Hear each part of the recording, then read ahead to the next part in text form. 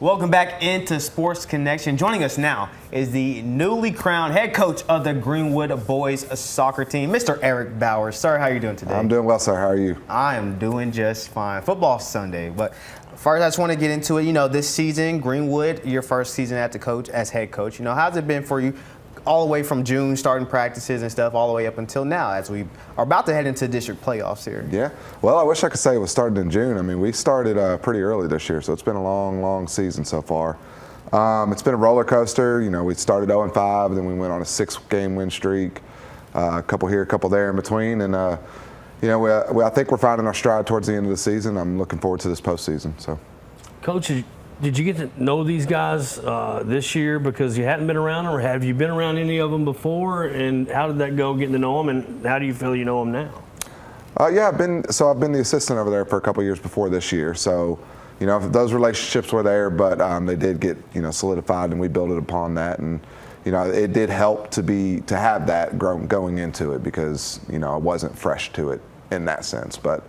There are a whole bunch of responsibilities and different roles that you learn, and it's been a fun process. You brought up that slow start to the season. As a first-year head coach, you could kind of get down on yourself about it. The players can kind of get down on themselves about it for the slow start. But like you said, you picked up a huge winning streak right after that. What was that like? Navigating the slow start and going through the winning streak.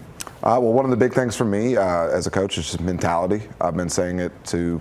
The girls at Warren Central when I was an assistant there, the boys at Greenwood for 2 years as assistant, and really hammering it home this year that just mentality is everything. And it helped that some of the coaches in that 5-game lose streak, they were telling us that our record doesn't reflect what we are, and they told us that we were the better team, and things like that from the outside can help. And then once you got that first win and you just feel it all that weight come off, it just kind of opens the floodgates. So. Coach, who are some of the kids that have really stepped up for you and they were a big part of that 6-game winning streak? My 3 captains this year, off the top of my head, we've got seniors Bahre, Andy Alfaro, and Carlos Hercules. Carlos's brother is a sophomore, Anthony Hercules. He's been stepping up as well. And then really just all around anybody that we've been stressing also, if you come off the bench onto the field, that intensity can't drop. So we've been getting that from everybody. For you as a head coach, what are some of your philosophies or ideals that you want to carry out throughout this program as you take over? Mentality, again, is just a big thing. So, whether we win or lose, that we stay as a team. I want them to I've been stressing that they do things together outside of the field and start to know each other and hang out with each other, and then those things will translate to the field. I've seen a huge progress in that this year, and I hope that we build upon that into the next coming years. Coach, what would you say is it's probably never too late when you're youthful, but when do these kids that want to, really have a big passion for the game of soccer, what's too late to try to get into it to where you can actually play competitive in high school?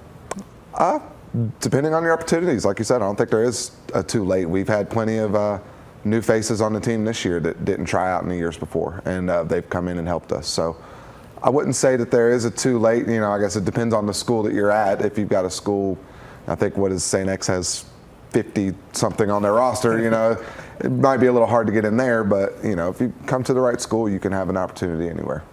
Has there been one game or a set of games that you've taken away the most of, or that you looked at like this was, an important game for us to play, whether it was win or loss so far?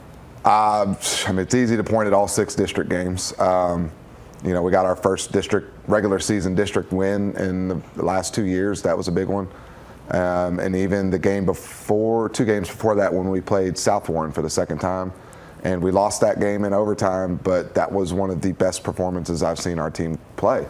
And that's just one of those things. I tried to tell them, some things fall your way, some things don't, and we kept our heads high and we built upon it. Well, I wanted to ask you about this district. It's a tough district. You can't even describe really how tough the 14th district is. And no. I preface this by saying you all played Warren East last week, and they're one of the best, and they're in the 15th district, and you beat them 8-1. Like that just shows, the discrepancy between the 14th district and other districts. Kind of talk about, this district and how you navigate dealing with such tough teams around this area. The one thing that I will say is I know the girls, they only play each other once now. I love that the guys get to play each other twice, because you're guaranteed 6 quality games every year, and you get to build your team. And if you don't play that, then you won't be that. So it really comes down to one game at the end. We went 0-6 last year and still won that game and went into the district finals. 1-5 this year, and we're hoping to do the same. And man, I talked to some coaches out of the Louisville area over the weekend, and they agree this is one of the toughest districts in the state. And it'd be lovely if all 4 of us could go, but only 2 of us can make it, man, and it's going to be tough.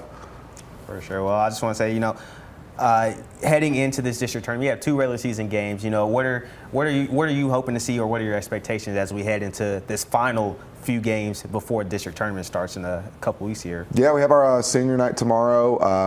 I want my guys to get out there, and at the end of the day, I want them to just have fun and enjoy it's their last home game on their turf. Brand new turf, actually. So, I just want them to get out there and enjoy themselves and make good memories with it.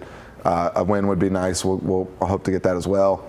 And then Ohio County, we just have, I want to get any little tune-ups we need to get out. And then, like I said earlier, I think we're on an upward trend heading into the postseason, so I'd like to continue doing that. I'd like to just you alluded to the new turf, and I was out there Friday night for the football game. Man, it is absolutely gorgeous, and just the lighting itself is just amazing. Oh, yeah. So congratulations on that new turf. Thank you. Yeah, going from grass to turf is definitely it changes the game. But absolutely. Well, we appreciate you for joining us. Good luck the rest of the season. Yes, sir. We know this 14th district is going to be a tough district tournament. So good luck to you. Yeah. Well, don't go anywhere. We have more Sports Connection right after the break.